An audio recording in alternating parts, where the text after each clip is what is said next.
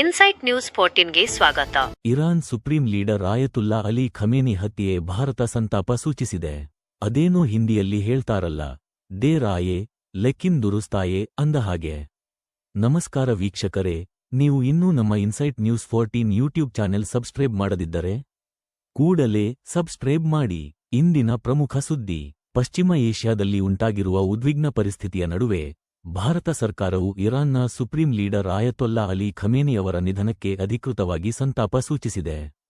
February 28, 2026ರಂದು ನಡೆದ ವೈಮಾನಿಕ ದಾಳಿಯಲ್ಲಿ ಖಮೇನಿ ಮೃತಪಟ್ಟ ನಂತರ ಭಾರತದ ಈ ನಡೆ ಜಾಗತಿಕ ರಾಜತಾಂತ್ರಿಕ ವಲಯದಲ್ಲಿ ಹೆಚ್ಚಿನ ಗಮನ ಸೆಳೆದಿದೆ.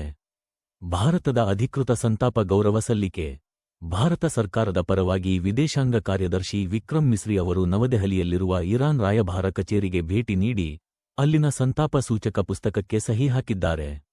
ಭಾರತದ ಜನತೆ ಮತ್ತು ಸರ್ಕಾರದ ಪರವಾಗಿ ನಾವು ಈ ಸಂದರ್ಭದಲ್ಲಿ ತೀವ್ರ ದುಃಖ ವ್ಯಕ್ತಪಡಿಸುತ್ತೇವೆ ಎಂದು ಅವರು ತಮ್ಮ ಸಂದೇಶದಲ್ಲಿ ತಿಳಿಸಿದ್ದಾರೆ. ಅಮೆರಿಕ ಮತ್ತು ಇಸ್ರೇಲ್ನೊಂದಿಗೆ ಉತ್ತಮ ಸಂಬಂಧ ಹೊಂದಿದ್ದರೂ ಇರಾನ್ನೊಂದಿಗಿನ ಸುದೀರ್ಘ ಸ್ನೇಹವನ್ನು ಭಾರತ ಈ ಮೂಲಕ ಗೌರವಿಸಿದೆ. ಕೇವಲ ಸಂತಾಪ ಸೂಚಿಸುವುದಷ್ಟೇ ಅಲ್ಲದೆ, ಗಲ್ಫ್ ರಾಷ್ಟ್ರಗಳಲ್ಲಿ ನೆಲೆಸಿರುವ ಸುಮಾರು 1 ಕೋಟಿ ಭಾರತೀಯರ ಸುರಕ್ಷತೆಯ ಬಗ್ಗೆ ಕೇಂದ್ರ ಸರ್ಕಾರ ಕಳವಳ ವ್ಯಕ್ತಪಡಿಸಿದೆ. ಯುದ್ಧದ ಭೀತಿಯಿಂದ ತೈಲ ಬೆಲೆ ಏರಿಕೆಯಾಗುವ ಸಾಧ್ಯತೆ ಇರುವುದರಿಂದ ಭಾರತವು ಶಾಂತಿ ಮತ್ತು ಮಾತುಕತೆಗೆ ಹೆಚ್ಚಿನ ಒತ್ತು ನೀಡುತ್ತಿದೆ. ವಿದೇಶಾಂಗ ಇಲಾಖೆಯ ಕಳಕಳಿ: ಮುಂದಿನ ಸುದ್ದಿಗಳಿಗಾಗಿ ನೋಡ್ತಾ ಇರಿ ಇನ್ಸೈಟ್ ನ್ಯೂಸ್ 14.